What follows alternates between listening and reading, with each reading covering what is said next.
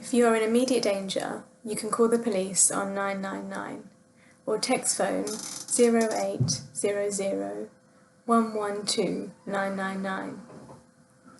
If you're unable to speak after dialing 999, you can use the silent solution system by pressing 55 on your phone, and the police will know that it's an emergency.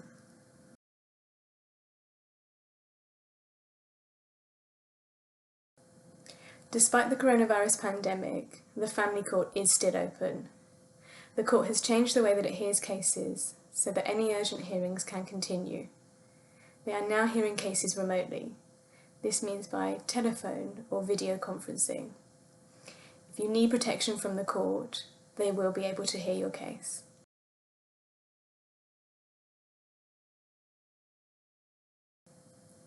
There are two types of injunction that you can apply for in the family court to protect you from domestic violence. A non-molestation order to prevent someone from being violent, threatening violence, harassing or intimidating you, and an occupation order to exclude someone from your home.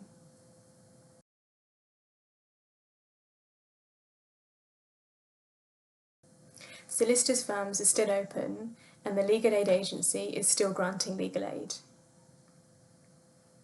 A solicitor will be able to speak to you over the phone or by email.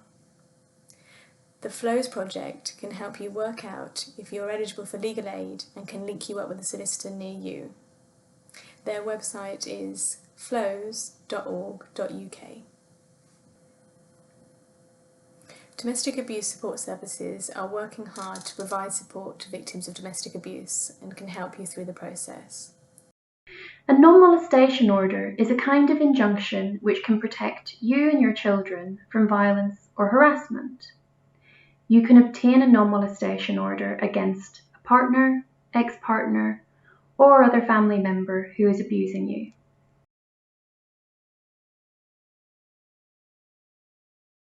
Examples of what a non-molestation order might include are that the abuser is not to be violent, threaten violence, intimidate, harass, or pester you, or that the abuser is not allowed to contact you, either directly or indirectly, in person, over the telephone, via email, or other social media.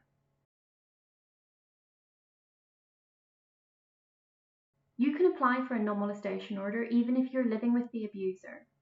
If the home is in your sole name and you're not married to your abuser, a non-molestation order can also remove them from the property and prevent them from coming back. If you are married or living in a jointly owned or jointly rented property, then you will also need to apply for an occupation order to have them removed from the property.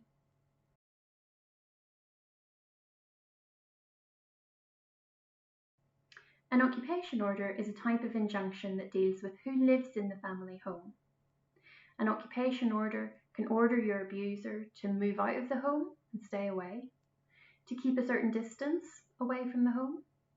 It can allow you back into the family home if you've been forced to leave by your abuser. And it can also order that they continue to pay the mortgage, rent, or bills.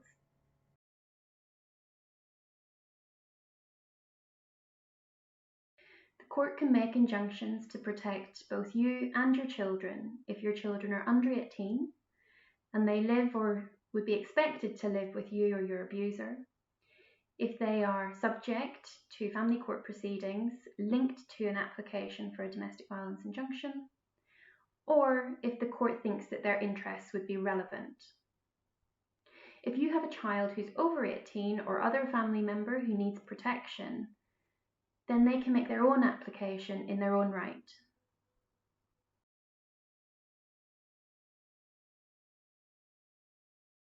You apply for a non-molestation order or occupation order using Form FL401. There's no court fee for it. You'll need to prepare a witness statement.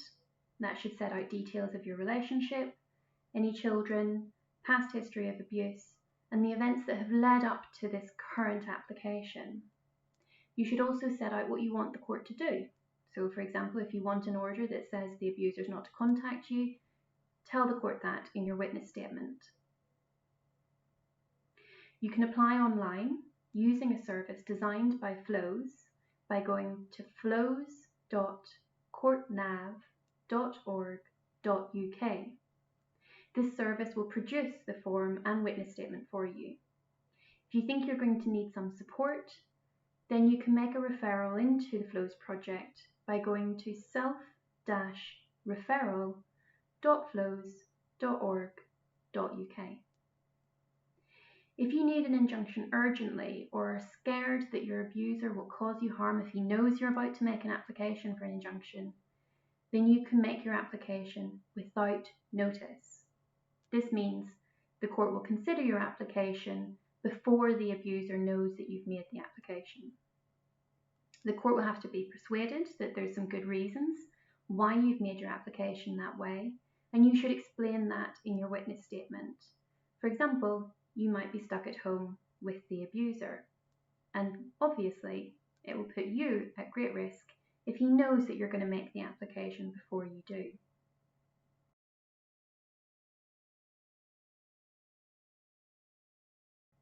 The court will contact you with hearing arrangements once you've sent your application. This will usually be by email if you've provided an email address. Most injunction hearings are taking place over the telephone.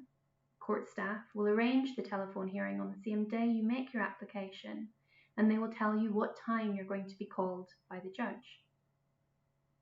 In some circumstances, it's possible for the judge to decide your case without a hearing. This is called on paper. If you are not going to be able to speak to the judge on the telephone or by video hearing because it's not safe, you need to include that information in your witness statement and ask the court to deal with the application on paper.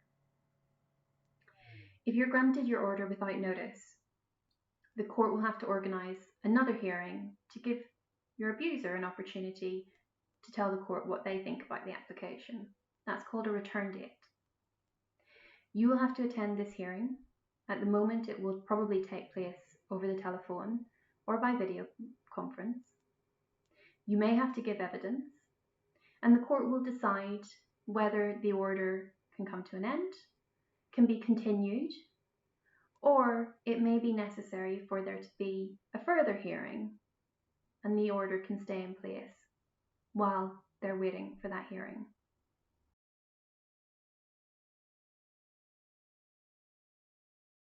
If the court makes a without notice order, that has to be served on the abuser for it to be effective. That means it has to be given to him. At the moment, this is difficult. If you have a solicitor, your solicitor will make all of the arrangements. If you can afford to pay for a process server, then you can find one online and arrange for the process server to serve the order.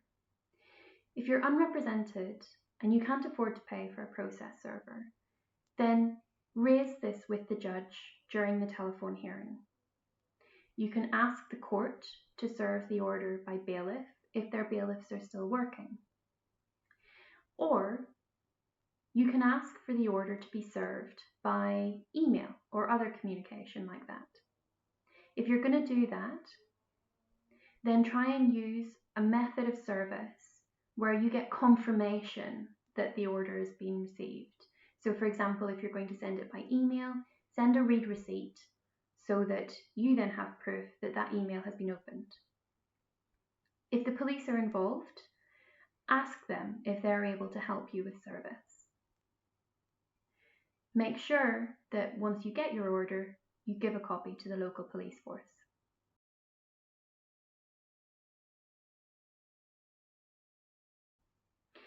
If your abuser breaches the injunction, call the police.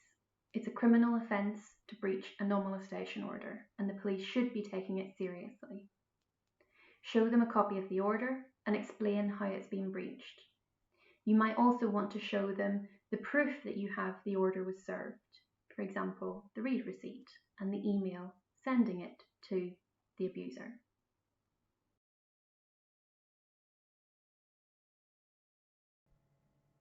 For further information and advice on domestic violence injunctions, you can contact Rights of Women's Family Law Advice Line.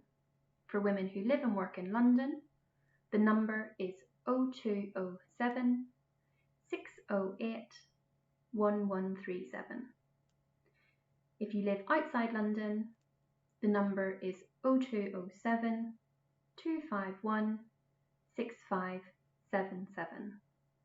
The opening times are all set out on our website at rightsofwomen.org.uk.